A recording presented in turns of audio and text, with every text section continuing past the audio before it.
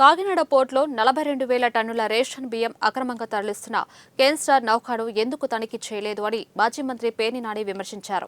కేన్స్టార్ తనిఖీ చేయకపోవడానికి గల కారణం వెల్ఫూరి శ్రీనివాసరావు ఆంధ్ర రాష్ట్ర ఆర్థిక శాఖ మంత్రి వియంకుడు కావడమే. వెల్ఫూరి శ్రీనివాస్ అక్రమంగా తరలిస్తున్న 42,000 టన్నుల బియ్యం ఉప ముఖ్యమంత్రి దృష్టికి రాలేదా అని ప్రశ్నించారు. కస్టమ్స్ అధికారులు, పోర్ట్ అథారిటీ అధికారులు పక్కనే ఉన్న నౌకలోకి వెళ్లడానికి పర్మిషన్ ఇవ్వట్లేదు అనడం హాస్యాస్పదమని అన్నారు.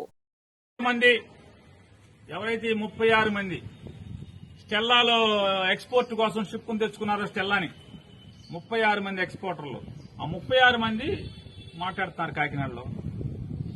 ఏమండి మేము చిన్న వాళ్ళమండి, మా దగ్గరికి వచ్చి 35,000కి 3,000 ఎక్కిచ్చింది అక్కడ, మాది అదని ఇదని మా దాని గురించి మాట్లాడుతున్నారు.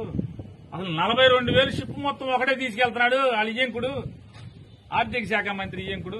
ఆ షిప్ లోకి వెళ్లి చూడరా, ఈ షిప్ మీద నిందేశారని వాళ్ళు ఎవరు నిందేశారని వాళ్ళు చెప్తే అదే అన్నా, కళ్ళు కనపడవన్నా, తెరలు ఉంటాయి. ప్రతిపక్షం ఏంటే ఇప్పుడు నాకు ఎవడో సమాచారం చెప్తే మీ 2 పేపర్లో ఒక పేపర్ విలేకరి, మీ 10 ఛానల్లో 2 విలేకరులు నాకు చెప్పారు. కాకినాడ అంతా ఇట్లా వాళ్ళందరూ 36 మంది ఎక్స్పోర్టర్స్ ఎవరైతే షిప్ తెచ్చుకున్నారో స్టెల్లా అని వాళ్ళు మాట్లాడుతున్నారండి. ఆ షిప్ ఎందుకు చెక్ చేయరు, దాంట్లో కూడా ఉన్నాయి కదా అని చెప్పి అన్నారు. అది కనపడదా వినపడదా అని అడుగుతున్నాను. నేను